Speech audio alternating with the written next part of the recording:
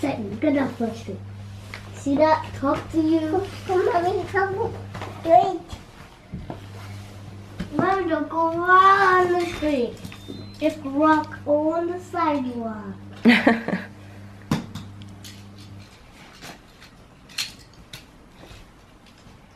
Good morning, kids. Good morning, kids. Good morning, Callum. Truck. You have a truck? Yeah. Yeah? I have a truck. Oh. A tow truck. Tow truck? Yeah. Absolutely. Yeah. Lots of cars. Yeah. We're playing on a plastic table runner that we used for Callum's 3rd birthday Fire. in Alabama. Mommy, fire. Yeah, last year. And it has a sidewalk. Where's the sidewalk? Oh, it is a little sidewalk. Cool. And the other cars go other ways and other cars go other ways. No, other cars go other ways and the other go other ways. Cool, Callum. Excuse me, children. Oop. Hey. Oop, oop, oop. Hi, Chuck. So, good morning, everybody. I hope you're doing well. I am getting Callum situated for school. What is all this? Oh, dirty clothes. Nice. Yep, getting Callum situated for school, getting his little bag packed. And then we're gonna be on our way for the day. Okay, he's got socks, but I need to go put in extras of everything else. What do you see? They're right here. Oh, it's climbing, look. How do you think it climbs? Because it's sticky. Did you know that? Yeah, it does, because up here. Mm-hmm. Yeah. Up here. It's got a sticky bottom and sticky legs. Oh. Hello. Hello, are you home from school? You guys are so dirty. Yeah, scooter. Lila scooter, purple scooter. Callum's got a red scooter. Yes, he does. Yes, he does. Let's go, scooter kids. Let's go, scooter kids.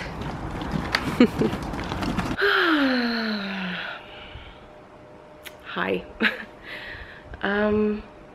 Everyone's asleep, and I just have some things on my mind that I just really more for my benefit. I just need to kind of get off my chest a bit. Something that I'm really struggling with right now. I struggle with who I am, what I can do.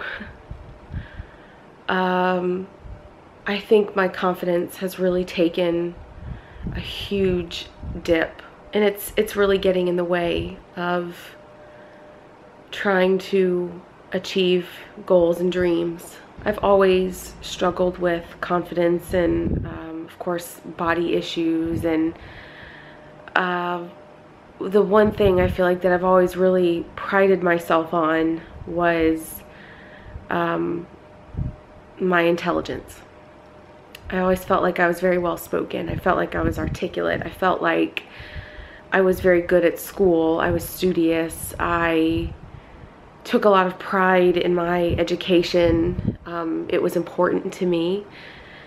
I think if you've seen my vlogs, you know that I have an older brother and I have a younger sister, and my younger sister had blonde hair, blue eyes, and I remember as a child was always kind of like getting called out, or more like she got a lot of attention because she looked so different from me, you know, totally standard and boring, and my sister was always really funny. So I feel like I was smart, you know. In fact, she and I would joke that I was the smart one and she was the pretty one.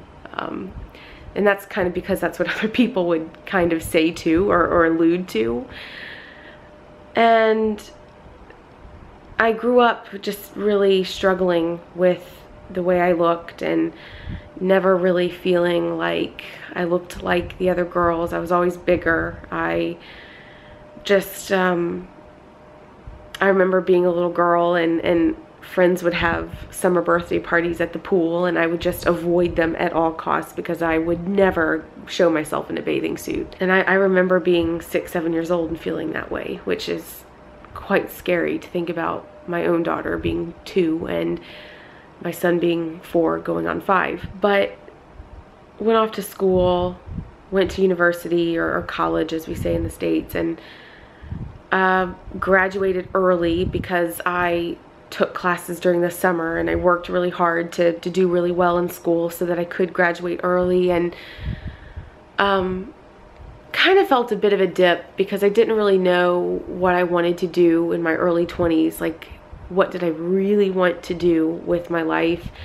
That everything I had kind of rushed to get through, I kind of missed on the actual experience because I was so focused on the result. Probably the best I ever felt in my entire life was when I was in my early 20s, working political campaigns. It was such an uplifting time because there's so much to believe in, and I was really good at that. I was really good at you know, finishing the tasks and organizing people, and just really good working with this amazing group of people that uplifted one another, and it was such a positive experience, and I still keep in touch with those people today. It wasn't long after that that I met Roman, and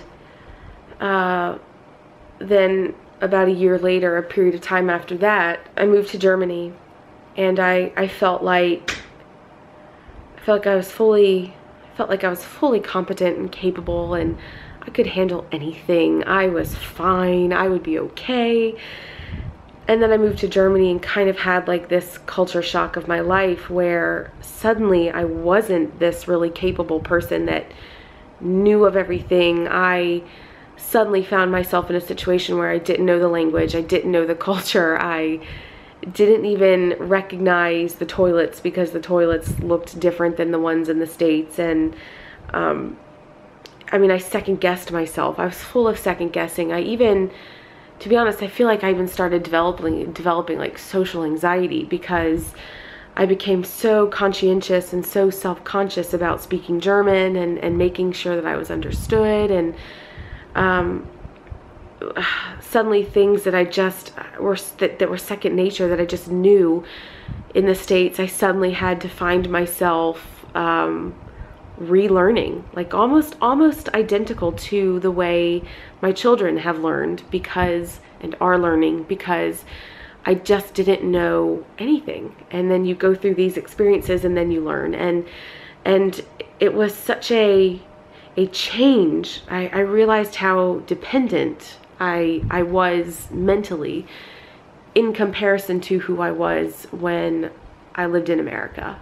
Had a lot of like beat downs on my self-esteem and my confidence because I was always just told that I wasn't good enough at certain things, and so I couldn't do them because I didn't have the German credentials for things, even though what I had in America was even higher than what they wanted in Germany. I mean, it's like the most ridiculous stuff. But long story short, just constantly faced with this, you're not good enough. And I feel like I've developed a bit of a self-fulfilling prophecy from that because I have that in my head all the time. So fast forward to now when I have really big dreams and I want so desperately to make them work, and I get emotional thinking about how passionate I am about these things because it's so important to me, but I have this voice in my head that says, you're not good enough, you're not smart enough, you're ugly, no one wants to listen to you, no one cares about you.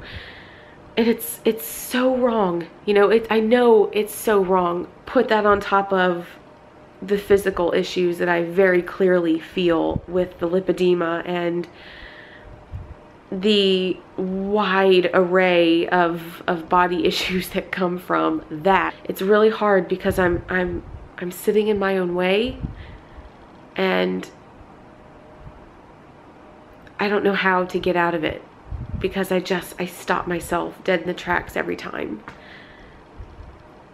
And it's hard because I have put myself out there, and I've done things that I thought would be, you know, really great for us as a family, You know, I've interviewed for jobs that I haven't gotten, and started a YouTube channel, 2 YouTube channels, both which have been demonetized, so that's fun. I've tried to kind of start like a video business to help fund this really amazing dream that I really want more than anything to happen, but I don't have a lot of extra expenses to kind of put towards getting a new camera and a whole lot of equipment for that. And while I do have wonderful patrons that I'm very, very, very thankful for, the Patreon money covers my monthly expenses of keeping this channel up. So I don't earn anything off of Patreon extra outside of basically just keeping this channel running, and that is providing hard drives external hard drives to store footage on, and getting new cards, like SD cards, to put into my camera, because since they're constantly going in and out, they get broken. You know, that just happens. So but outside of that, there's not a lot of money at the end of the month to, you know, maybe a pound or two. There's not a whole lot at the end of the month to like put towards other things. So I just kind of feel like I'm in this very weird place, because I just feel like I'm failing at everything, and I don't like that feeling. I get this comment all the time from people: "You're such a good mom. You're a mom. You're such a good mom. Like, that's your thing. You're a good mom." It kind of bothers me a little bit when that's the only thing that people point out about me, because while I do feel proud to be their mother, being their mother is not all that I am. I was a person before I had children, and mothering is a huge part of who I am, but it's not all that I am. And I think sometimes that's, well, it is, it's lost. That whole concept of being anything other than a mom is kind of non-existent. So, at least to other people. So I struggle a lot with self-doubt, and I have these dreams of starting a business, and I believe in them, but I'm just stuck. It's like I've got my foot just holding the door, like, and I'm just not able to quite walk through yet. It's really easy to talk about depression and what it does to you on the good days, when you are feeling really good and motivated, and you feel almost euphoric because you do feel like you can take on the world. But it's harder talking about depression when you're in, I wouldn't say I'm depressed, but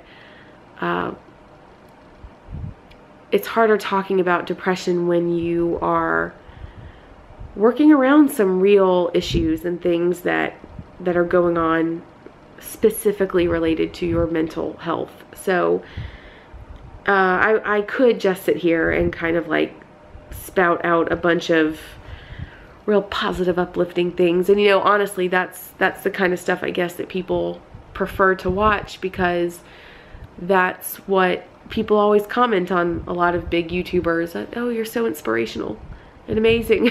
I'm clearly not, but I don't necessarily need or feel the responsibility to inspire people. I do feel a responsibility to be honest. I'm gonna go to bed now because I've been rambling long enough. I will talk to you guys tomorrow. Love you. Bye.